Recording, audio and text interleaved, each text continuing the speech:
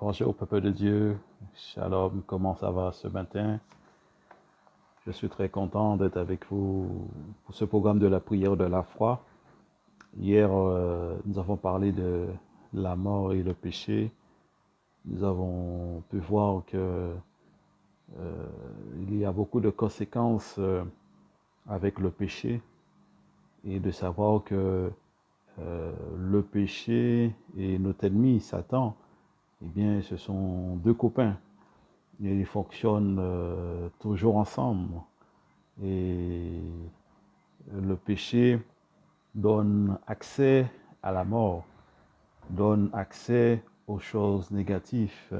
On peut voir qu'il y a des péchés mortels, des péchés qui coupent vraiment avec la présence de Dieu. Et si vraiment il n'y a pas une repentance sincère, une confession sincère, eh bien, ça risque d'être très, très délicat pour cette personne. Nous avons aussi les péchés mineurs, les péchés véniels, qui nous coupent aussi de la grâce de Dieu, mais c'est très petit, pas assez conséquent. Mais on dit toujours, euh, les petites choses, ajouter aux petites choses, et bien, des fois, à force de laisser traîner, eh bien, ça fait de grandes choses qui peuvent être aussi terribles, parce que péché, c'est péché. En tout cas, mes amis, j'espère que vous avez bien compris toute l'importance de pouvoir se trouver du bon côté de la sanctification, du bon côté de marcher avec le Seigneur, parce que lorsque la mort passe, hein, eh bien, il ramasse toujours celui qui est le plus faible. Il ramasse toujours celui qui est mûr pour le feu de l'enfer. Il attrape toujours celui qui est disposé, qui est mûr dans le péché, et parce que c'est plus facile pour lui. Voilà. Celui qui est sous la grâce, sous la main de Dieu, sous la protection de Dieu, eh bien, Dieu le protège. C'est comme Job. Euh, Satan a voulu attaquer Job, mais il a vu que Job était béni par Dieu. Et il est allé dire à Dieu, oui, mais si Job prospère, ben, c'est parce qu'il est béni et parce que tu le protèges. Voilà, il a lancé un défi à Dieu, mais nous voyons que Dieu ne lui a pas permis de toucher à la vie de Job, parce que Job était un homme juste et intègre, et il avait la protection de Dieu sur sa vie. Et il a attaqué sa famille, ses enfants, mais il n'a pas touché à Job, il a touché à sa chair, mais il n'a pas pu toucher à son âme.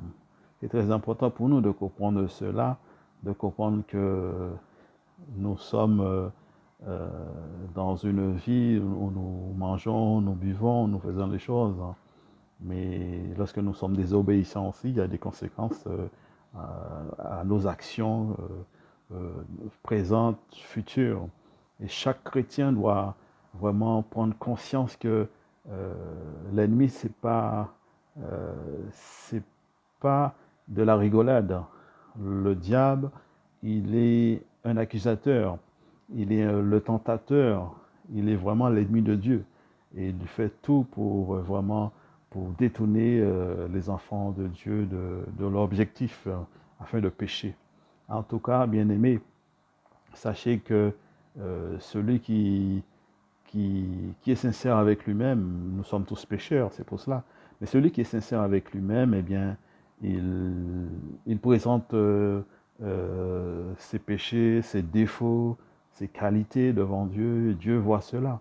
Au lieu de camoufler les choses, il vaut mieux exposer euh, clairement et avec beaucoup d'humilité les choses devant Dieu, et Dieu nous aidera, Dieu vous aidera à grandir spirituellement. L'humilité, elle est très importante.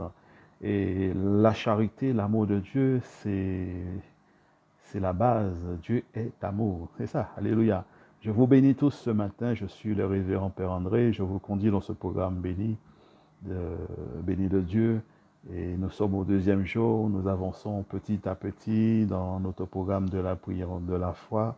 Et je sais que suite à vos témoignages, vos remarques, les choses, les enseignements vous font du bien Et moi aussi, je suis fortifié par votre témoignage et nous pouvons tous rendre gloire à Dieu pour cela. Nous sommes au deuxième jour, nous allons parler un peu de l'Église. Les portes de l'enfer ne pourront point contre elle, puisque c'est ce que Jésus a dit à Pierre. Tu es Pierre, et sur cette pierre, je bâtirai mon Église. Et les portes du séjour des morts ne pourront point contre elle. C'est une assurance que nous avons de savoir que malgré que nous sommes aujourd'hui dans une situation de pandémie et beaucoup d'églises sont fermées, beaucoup de cultes sont devenus restreints, et ce qui fait que ça cause beaucoup de désagréments. Mais sachez que tout cela, ce n'est que provisoire, tout cela, ce n'est que passager, parce que même si l'ennemi, la mort qui est toujours là, puisque c'est un ennemi, il ne faut jamais l'oublier, la mort c'est un ennemi. Et à cause de ça, à cause de cette pandémie qui produit la mort, où est-ce qu'elle passe, la coronavirus, eh bien, les églises sont affectées. Vous voyez que comment les choses s'enclenchent. Eh bien, l'église aussi, elle est touchée. L'église, elle est attaquée. Et beaucoup de chrétiens sont un peu désorientés, sont un peu déçus que les choses ne se fassent pas comme auparavant. Mais sachez que nous sommes dans le temps de Dieu. Et tout cela nous amener à réfléchir, puisque le Seigneur nous prépare à toutes choses. Si la situation elle est comme ça, nous devons prendre le bon côté des choses, analyser et nous préparer.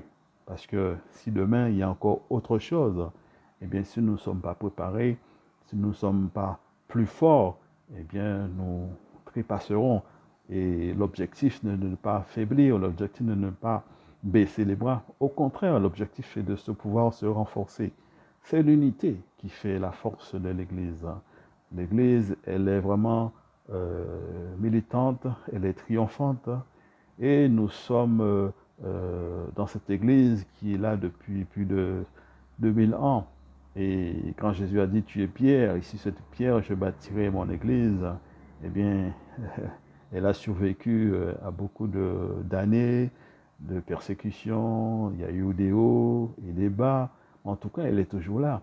Mais l'Église n'est pas simplement les bâtiments. L'Église, c'est nous aussi, nous sommes des pierres vivantes. Et même si les monuments, même si les églises, les cathédrales s'effondrent, on ne sait jamais. Euh, une guerre, des catastrophes naturelles, eh bien, l'Église restera toujours là, parce que nous sommes l'Église. Et chaque personne, où est-ce qu'elle se trouve, elle doit être une pierre vivante, c'est-à-dire elle doit faire continuer l'œuvre du Christ dans sa maison, dans son travail, là où tu te trouves, mon ami. Ne pense pas qu'il te faut absolument un lieu pour te réunir. Oui, c'est important de pouvoir se réunir, mais si la situation elle est comme ça, c'est pour nous permettre aussi de, de réfléchir et de nous préparer. Quand Dieu nous prépare, quand Dieu nous appelle à la repentance, quand Dieu nous appelle à la sanctification, il y a toujours une préparation. Nous sommes dans une année de conversion, une année pour se rapprocher du Père, une année pour faire le point avec nous-mêmes, c'est ça. Mais cela, il faut se préparer. Et la préparation, elle a déjà commencé en 2020. Cette année-là, il y a une grosse préparation. Des prières dans le monde entier sont montées, les prières de repentance sont montées vers le Seigneur. Les personnes ont commencé à se tourner vers le Seigneur. Nous disons gloire à Dieu pour cela. Nous ne voyons pas que le mauvais côté, mais nous voyons aussi les bons côtés. Sachez que rien n'arrivera à l'Église. L'Église, elle est toujours victorieuse. Jésus a tout accompli à la croix. Ne, ne baissez pas les bras, ne soyez pas découragés. Jésus a dit, les portes de l'enfer ne pourront pas contre elle. C'est une grande joie et une grande bénédiction aussi de savoir cela. Marchons dans la foi, continuons à demeurer dans l'enseignement du Christ. La mort, elle est partout, elle guette toujours celui qui dévie. Et en tant que chrétiens, nous devons rester vigilants, rester éveillés. Ne tombons pas dans un sommeil, ne tombons pas dans la lassitude, ne tombons pas dans euh, la routine, mais restons toujours vigilants, restons toujours dans la prière, parce que nous avons cet espoir que Jésus revient bientôt. Et il revient en vainqueur, il est déjà victorieux sur la croix. Eh bien, nous n'avons plus qu'à être de bons missionnaires, de bonnes personnes pour pouvoir toujours refléter la lumière du Christ. Saint Paul nous a dit que nous étions esclaves du péché et aujourd'hui nous ne sommes plus sous l'emprise du péché parce que nous avons été rachetés et nous sommes sous la grâce.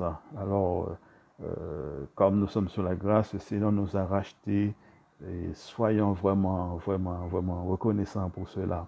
Bien-aimés de l'Éternel, peuple de Dieu, sachez que chaque jour est un jour de bénédiction. Sachons remercier Dieu pour ce qu'il fait pour nous dans notre vie, le souffle de vie. Sachons remercier Dieu pour le travail qu'il nous a donné. Sachons remercier Dieu pour votre famille, votre église, votre berger, votre pasteur. Sachez remercier Dieu pour tout cela. Même si les choses semblent un peu chaotiques, il y a de l'espoir. Oui, Jésus revient. À bientôt. Bien-aimés, je ne peux que vous bénir ce matin, vous dire que de ne pas s'inquiéter, ne plus vous stresser pour quoi que ce soit, parce que les choses ne se font pas dans les églises convenablement. Mais en tout cas, ce n'est pas parce que euh, les choses sont comme ça que nous ne devons rien faire. Nous avons toujours du travail pour le Seigneur. Nous avons à prier, nous avons aussi à défendre nos droits, nous avons aussi à faire valoir notre requête devant les autorités nécessaires. Tout cela aussi fait partie de notre mission. Nous ne devons pas dire que bon ben c'est comme ça, ben, et puis ne rien faire. Celui qui fait rien n'a rien. Il faut toujours entamer quelque chose pour la gloire de Dieu. Et bien sûr, rester bien sûr dans le droit chemin, sur les bonnes dispositions de cœur. Que Dieu vous bénisse ce matin. Passez une bonne journée et sachez que les portes de l'enfer, eh bien, nous allons en parler un peu plus demain. Sachez que les portes de l'enfer ne pourront prendre contre l'Église. Soyez tranquilles, Jésus revient bientôt. Que Dieu vous bénisse. Au nom du Père et du Fils et du Saint-Esprit. Amen. Que la paix du Seigneur soit avec vous. Amen.